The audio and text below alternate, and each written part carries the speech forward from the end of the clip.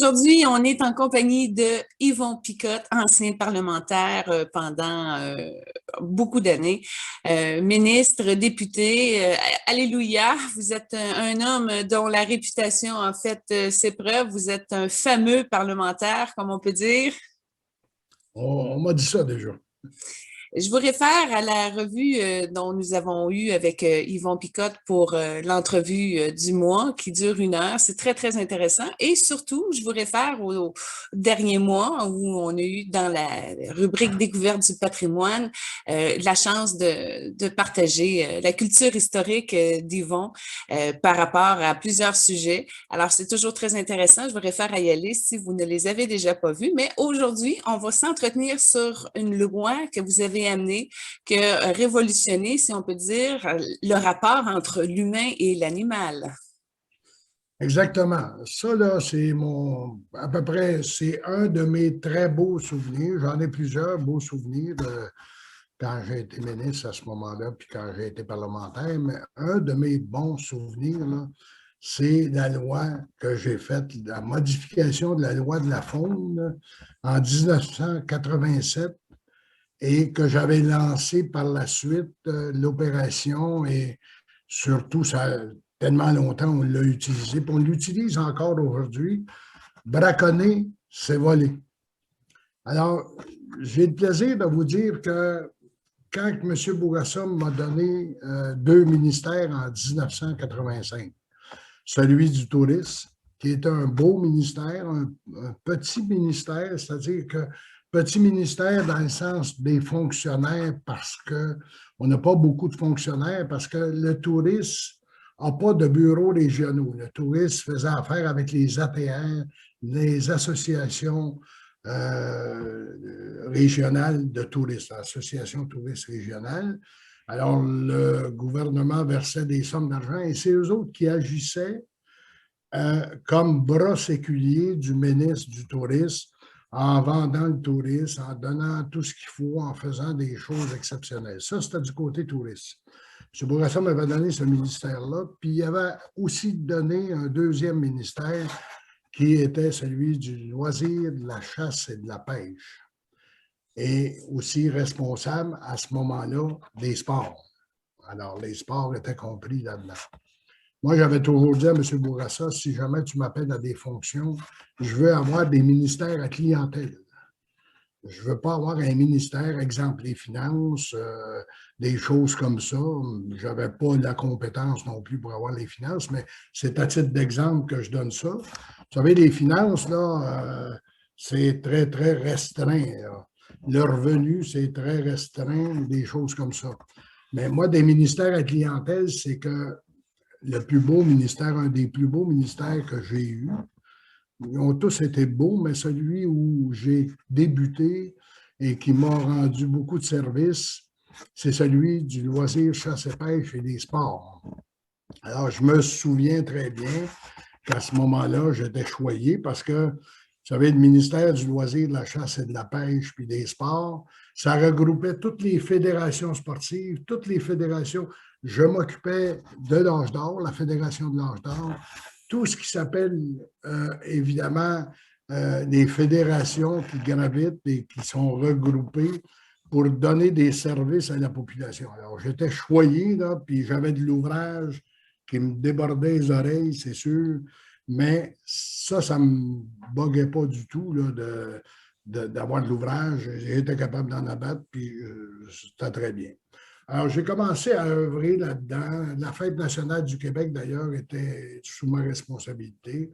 Alors, j'ai commencé à discuter avec la clientèle. Vous savez, moi, j'ai mon engagement politique est fait en fonction du peuple. Hein? Si je n'avais pas eu ce genre d'engagement-là, je n'aurais pas été un bon politicien parce que j'aimais écouter les gens, j'aimais consulter les gens. J'ai fait beaucoup de réformes à aller consulter les gens. Et puis, ça m'a valu un pesant d'or. Alors, pour arriver à ce qu'on veut parler là, dans la faune, je me rappelle que les gens de la faune avaient été déçus un peu de ma nomination parce que j'étais un pêcheur, disons, sportif, mais pas tellement ancré là-dedans. Jamais allé à la pêche, mais je ne perdais pas d'autre chose pour aller à la pêche. La pêche, c'était un complément pour moi.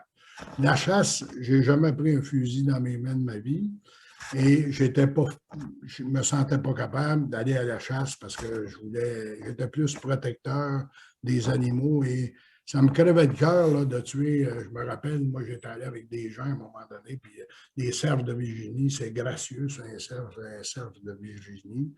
Et puis, je me disais, comment vous faites pour tirer un cerf de Virginie? Je sais qu'il faut parfois en abattre parce que pour équilibrer la réserve, mais quand même. En tout cas, alors les gens de la Faune étaient un petit peu sceptiques de ma nomination, mais coudonc, ça allait avec le ministère, ça loisir, chasse et pêche et sport. Alors, je faisais, les gens comme je consultais beaucoup les gens me disaient, c'est épouvantable, M. Picotte, dans le domaine de la faune, comment il y a du braconnage. On me parlait, entre autres, de Sherbrooke, où on abattait des cerfs et, bon, les gens passaient en arrière avec un camion, ramassaient toutes les carcasses, puis revendaient ça pour de la viande, etc. Et, bon, les fonctionnaires, eux autres me disaient, mes sous-ministres me disaient, écoutez, les gens de la faune, il ne faut pas tout croire ce qu'ils vous disent parce que, évidemment, ils ont avantage à vouloir être plus serrés, etc. Ils veulent jouer un peu, nos agents de la faune veulent jouer un peu aux policiers, hein, puis ils veulent être drastiques un peu. Alors, il ne faut pas tout croire ce que le monde vous dit. Mais j'avais toujours deux versions. Mon équipe de sous-ministres, mon équipe de fonctionnaires qui me disaient ils en mettent bien trop pour ce que c'est. Diminuer pas mal, ce n'est pas la réalité. Puis les agents de la faune me disaient régulièrement, ça n'a pas de bon sens, M. Picotte, ça ne peut pas continuer de même. Alors moi, je ne sais pas. Je suis pris entre deux feux. Dans le fond, des gens me disent que c'est exact. Je suis plus porté à croire les gens, mais avant d'initier des changements législatifs, puis tout ça, il faut que tu convaincre la machine aussi. Et la machine, c'est la machine gouvernementale, ce sont des fonctionnaires. Alors, à partir de ce moment-là, j'ai décidé de faire quelque chose de spécial. Et ça a été mon plus beau fait d'armes, mettons, là, dans le début de carrière de ministre. Je me suis dit, je suis tanné de me faire raconter deux versions. Je ne sais pas qui me compte des menteries, je ne sais pas qui c'est qui exagère, mais il y a quelqu'un qui ne me dit pas la réalité. Alors, je faisais une profession de foi envers mes fonctionnaires. Puis, ce que les gens me disaient, je t'apportais à croire que c'était vrai. Alors, j'ai usé de ruse. Je me suis dit, j'ai parlé au chef dans la région de Sherbrooke, parce que ça se passait ça se passait dans d'autres régions, mais dans la région de Sherbrooke, c'était encore ce qui avait plus flagrant là, au point de vue braconnage. Alors, j'ai dit à mon chef des agents de la faune de ce coin-là, il m'a proposé quelque chose. Vous me dites qu'il y a beaucoup de braconnage la nuit. Moi, je suis partant. Je vais m'asseoir avec vous autres. Tu vas mobiliser tes agents de la faune, puis on va faire une opération de la faune une nuit entre 10h30 le soir et 4h du matin. On va aller pogner le monde sur le fait. Moi, je suis partant. Il y a juste une condition que je te mets. Si j'entends dire que ça sort avant qu'on le fasse, là, on annule tout ça. Alors, c'est top secret. Alors, vous comprendrez bien que les agents de la faune, eux autres, qui, je dois le dire aujourd'hui, avaient raison de ce qu'on m'apportait, de ce qu'on me donnait comme indice. Les agents de la faune, eux autres, étaient sur un pied d'œuvre. Ils étaient heureux de voir qu'un ministre allait se déguiser en agent de la faune pour une nuit, pour aller pogner du monde qui faisait du braconnage. Alors, le fameux soir arrive, je me rappellerai toujours, c'est un vendredi soir. Alors, je pars, on était à peu près 6 qui avaient ce secret-là entre nous. Les agents de la faune, sauf leur direction, n'étaient pas au courant parce que eux autres, il a dit on donne une opération là, pour essayer de pogner des braconneurs, là, et puis des braconniers, c'est-à-dire. Et puis, ils les ont convoqués pour 10h30 jusqu'à temps qu'à 10h30, moi, j'arrive là, puis à 10h30, bien évidemment, vous savez comme moi qu'il n'y a pas grand-chose qui se passe. Les journalistes sont couchés, la télévision n'est pas là, il n'y a rien de là. Puis il avait divisé son territoire avec en 5-6 patrouilles. Et là que je me déguise en agent de la faune, je monte dans une petite camionnette des agents de la faune. Et là, on part pour pogner ça. Madame, je suis resté estomaqué. Savez-vous ce qu'on faisait pour déjouer la loi? Évidemment, il y avait des gens qui passaient avec un camion. Il était à 3-4 personnes avec des fusils là-dedans. Ils passaient la nuit. Évidemment, il y avait beaucoup de cerfs de Virginie dans ce coin-là. Alors, un premier camion passait avec des francs-tireurs qui tiraient les gens. Il arrivait une deuxième camionnette qui arrivait avec d'autres personnes qui ramassaient les carcasses. Et c'est là que j'ai compris que finalement, on ne pouvait pas, hein, on ne pouvait pas faire porter d'accusation parce que celui qui l'a tué, on ne réussissait pas à le pogner, puis celui qui ramasse l'animal, ben, était encore, lui, on n'était pas capable de faire des preuves là, qui se tenaient debout, là, puis des preuves qui allaient, hors de tout doute, faire condamner des gens. Alors, imaginez-vous que cette nuit-là, en patrouillant toute la nuit, on a à peu près fait une centaine d'arrestations avec beaucoup, beaucoup de cerfs abattus. Et à partir de ce moment-là, moi, quand il est arrivé 7 heures le matin, on a pris un bon petit déjeuner. J'ai convoqué la presse à 9 heures et j'ai livré mes impressions sur l'opération que j'avais faite. Ça a fait le tour du Québec. Les gens peuvent aller voir ça. Je pense qu'il doit y avoir encore des choses qui sont visibles là-dedans, là, parce qu'on sait que quand on va voir sur Internet, on trouve un paquet d'affaires. Et là, je suis arrivé au Parlement. Écoute, toute la fin de semaine, c'était la grosse manchette. Le ministre se déguise en agent de la faune et il y a eu de multiples. Et là, les gens, les chasseurs, parce que les chasseurs, ce n'est pas des braconniers, là. Les gens il y a beaucoup de protecteurs de la faune parmi les chasseurs. Les gens n'aimaient pas ça, les chasseurs, qu'on se comporte comme ça. Et là, je me retrouve à faire une conférence de presse avec des cerfs qui sont abattus, une quantité épouvantable, avec des agents de la faune qui sont de chaque côté de moi. Puis je dis, je viens maintenant de savoir qui me disait vrai. Et là, ça a fait le tour du Québec. Ça n'a pas été bien long que le lundi matin, mes sous-ministres m'ont appelé et ont dit, Monsieur le ministre, on ne croyait pas que c'était d'une ampleur semblable. Ben, j'ai dit, là, ça s'est duré, vous allez me préparer une loi de la faune qui a des dents. On ne peut pas laisser notre patrimoine faunique se faire abattre comme ça, puis regarder ça béatement, la bouche ouverte, comme s'il ne se passait rien. Et c'est à partir de ce moment-là que j'ai initié un projet de loi. C'est-à-dire, j'ai amendé la loi de la faune qui était déjà là. Et là, je dois vous dire que j'étais pas à peu près fier de voir que j'avais gagné mon point de ce côté-là. Mais là, il fallait que je passe parmi les étapes de la loi aussi, là. Et j'avais fait une loi tellement sévère qu'il y avait des gens qui m'avaient dit en me reprochant à un moment donné que c'est rendu que ça va être plus sévère d'abattre un animal que d'abattre un humain. Et moi, ma réponse était bien simple. Je lui disais, écoutez, quand je serai ministre de la Justice, je vais m'occuper des humains. Je suis ministre des bébites, je m'occupe des bébites. Bravo! Bravo! Alors, c'est ça que je leur ai dit. Et là, il fallait se retrouver en commission parlementaire. Et j'avais évidemment, il y avait des gars qui étaient, des députés qui étaient à ma commission parlementaire, qui étaient des anciens agents, des anciens ministres de la faune aussi, parce que le PQ était dans l'opposition. Il y avait eu des ministres de la faune avant.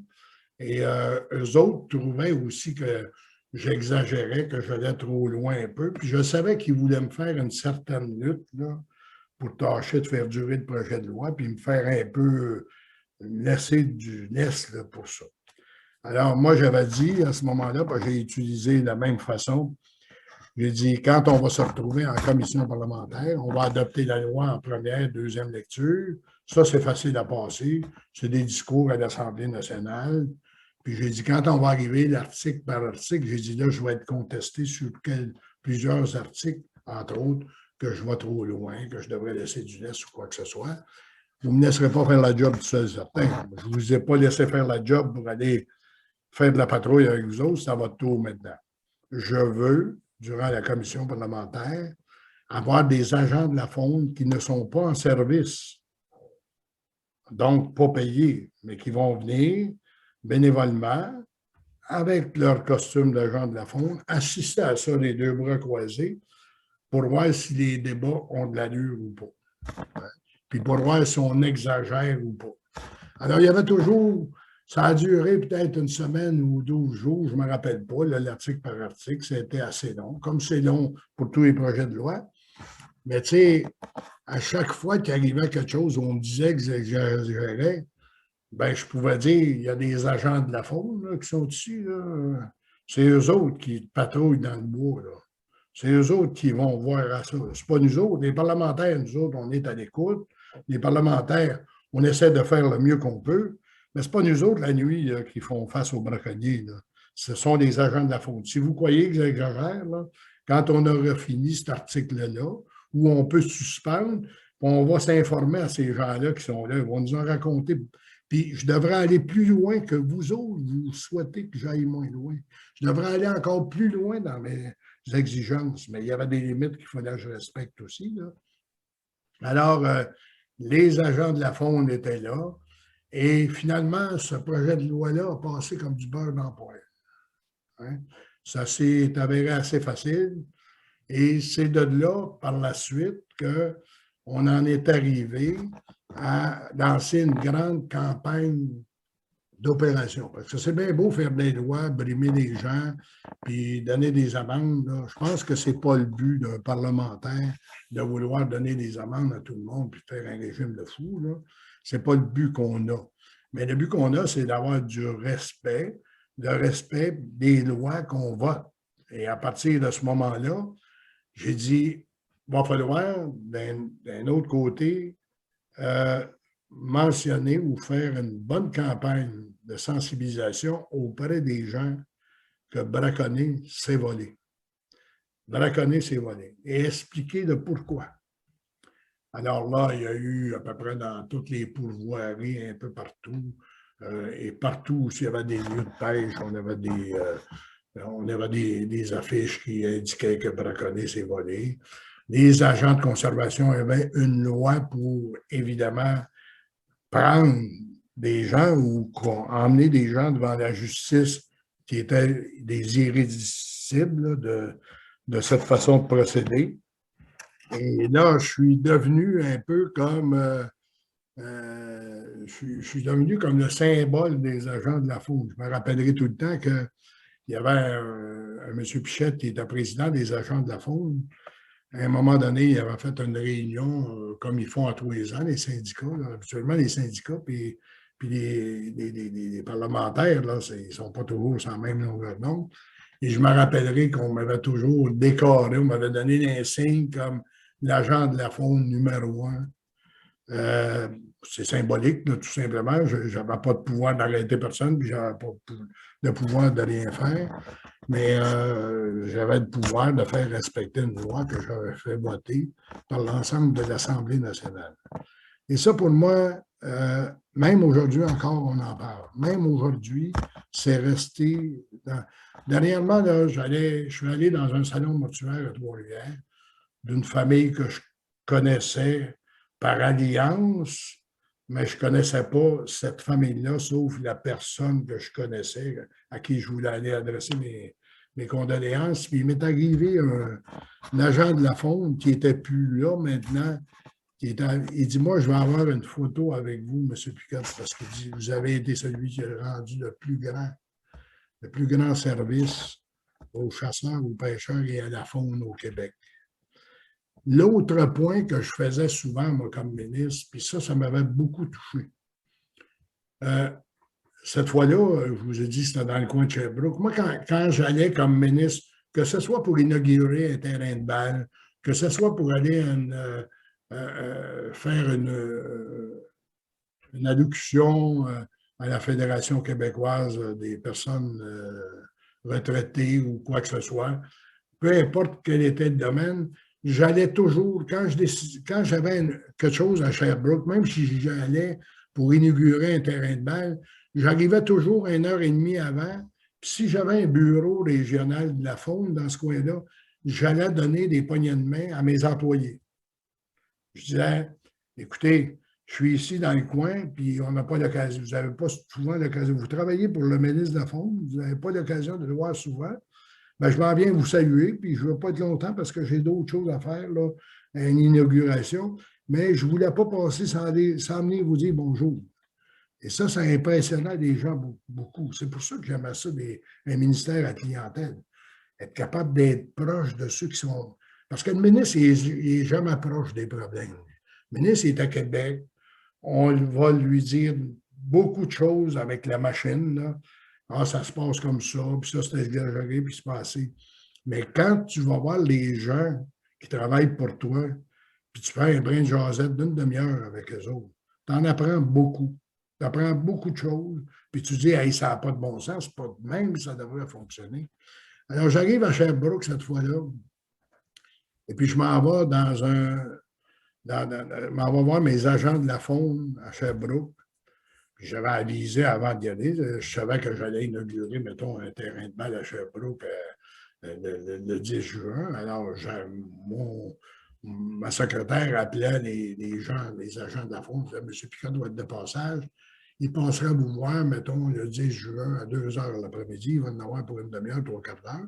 Fait que les gens mobilisaient ceux qui travaillaient là, même ceux qui ne travaillaient pas, s'ils voulaient voir le ministre à l'occasion. Alors, ils les réunissaient, puis j'allais leur parler puis faire un brin de jasette avec eux autres. Quand je suis arrivé à Sherbrooke, il se présente un gars devant moi qui mesurait 6 pieds 2, 3, qui devait peser 350 livres. Et la poignée de main qu'il m'a donnée faisait une main comme mes 2 mains réunies ensemble. Et une pièce d'homme qui... Alors, il s'en vient à côté de moi, il me donne la main, puis il me serre, puis il lâche 2 lames, je vois 2 lames. Il dit, Monsieur Picard, je suis tellement content de vous voir.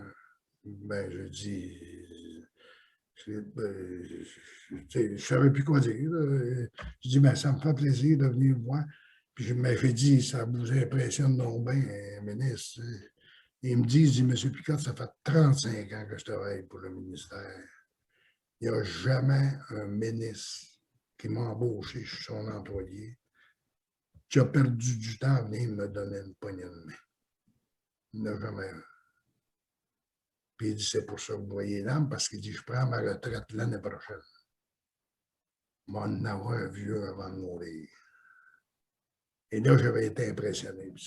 C'est comme ça que je dis que les politiciens, là, au lieu de rester dans le Parlement à Québec, au lieu de rester dans leur bureau, là, ils auront toujours avantage à aller rencontrer des foules. Des fois, ce n'est pas facile. Des fois, c'est des foules qui te contestent. Des fois, c'est des foules qui ont des choses qu'ils n'aiment pas. Mais au moins, tu as un contact direct.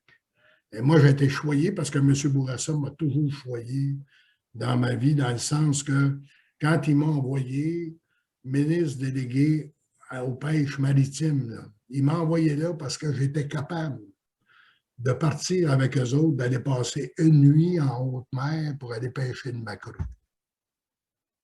Ces gens-là étaient tellement heureux de voir un ministre, ils pouvaient y parler, ils pouvaient lui dire leur attente, ils pouvaient lui dire ce qui ne fonctionnait pas. Ouais. Et c'est ça la réalité. Alors pour moi, là, et ça, je ne me cacherai pas là, qu'à partir de ce moment-là, en 1987, avec cette opération-là, non seulement je me suis fait une excellente réputation auprès des gens, mais je me suis fait une excellente réputation auprès de l'appareil gouvernemental. Et quand j'arrivais dans un ministère, les gens disaient, Picotte, là, on va le renseigner comme du monde parce qu'il va aller nous contre-vérifier, puis on va perdre la face si on ne fait pas, si on lui donne pas leur juste. Alors moi, je disais toujours aux gens qui me briefaient avant une commission parlementaire, avant d'aller à la période de questions, quand il arrivait un problème, on s'assoyait ensemble pour décortiquer ce problème-là. Je disais, je vous demande une seule chose. Je vous demande de me donner l'heure juste. Je vous demande de me dire exactement les vraies choses. Parce que si vous me dites qu'il y a 3000 personnes dans quelque part, là, quand vous allez me dire ça va rentrer là, mais ça ne sortira plus. Dites-moi pas après qu'il y a 2000, parce que vous allez voir que je suis bête comme mes deux pieds. Donnez-moi l'heure juste. Si vous me donnez l'heure juste, moi, je vais faire une bonne job. Vous autres, vous allez en faire une bonne, puis je ne vous ferai pas recommencer des jobs. Puis j'ai souvent eu ça comme commentaire, moi, comme ministre. Quand je partais d'un ministère pour m'en aller d'un autre, j'avais une réputation un peu de gars qui suivait à peu près tout, puis qui avait un point solide. Alors, il y a des gens qui disaient, ouf, c'est Picotte qui s'en vient ici, on va se mettre à l'ordre. Hein? Par contre, il y a une chose qui est sûre, c'est que j'ai eu des gens aussi, quand je partais d'un ministère, qui ont dit, Monsieur le ministre, on n'était pas content de travailler avec vous au début. On est tellement content de vous avoir connu et de travailler avec vous. Puis la seule raison pour laquelle on vous dit ça, c'est que vous êtes un ministre, si on vous donne l'heure juste, quand vous prenez une décision, elle est prise, vous ne changez pas 3 fois dans la même journée, nous faites travailler sur de la paperasse qu'on mette ça à la poubelle pour travailler pour rien. C'est ça la réalité. Et moi, je me dis, les politiciens, ils auront toujours avantage parce qu'il y a un grand principe. C'est ça qu'on fait avec les politiciens. Les politiciens, maintenant, on les met dans un grand enceinte, puis on dit, il faut que vous dites que le gouvernement n'a pas de fonds, il n'y a pas d'argent, il ne peut pas faire ci, il ne peut pas faire ça. On en fait des spécialistes de l'administration. Moi, quand j'ai été élu, mon mandat à moi, puis quand je vote pour un député dans mon comté, je veux qu'il représente le citoyen ordinaire que je suis face à la machine gouvernementale qui est énorme, qui est un monstre. Alors, mon député, il ne défend pas le monstre, il défend le citoyen que je suis, qui vit avec plein d'injustices. Puis si on écoutait ça un petit peu plus, on corrigerait bien des situations. Il y aura probablement bien moins de chiolage. Puis les politiciens, au lieu d'avoir une réputation très basse, ils feraient monter un peu le haut de leur réputation. Yvon Picotte, merci infiniment. En tant que grande pacifiste de ce monde, je remercie beaucoup d'avoir protégé les animaux. Ça me rentre dans le cœur. Merci infiniment pour tout ce que vous avez accompli et créé. C'est un honneur d'entendre ça aux Premières Loges. Merci infiniment pour toutes vos bonnes causes et vos nombreuses réalisations pacifistes qui ont amené une certaine qualité de vie et équilibre au niveau de l'écosystème. Évidemment, merci infiniment vous aussi, mais moi, la politique m'a rendu fier parce que j'ai aidé le monde qui m'avait fait confiance. Alors, j'oserais dire comme un curé, Amen. Et voilà. On se revoit le mois prochain, Yvon? Parfait, puis on va regarder ce qu'on peut faire. On va se reparler entre-temps, puis on va regarder. On a des sujets en masse, là. Je ne manquerai pas de sujets. Excellent. Merci beaucoup. Merci, bonne journée. Au plaisir. Bonjour.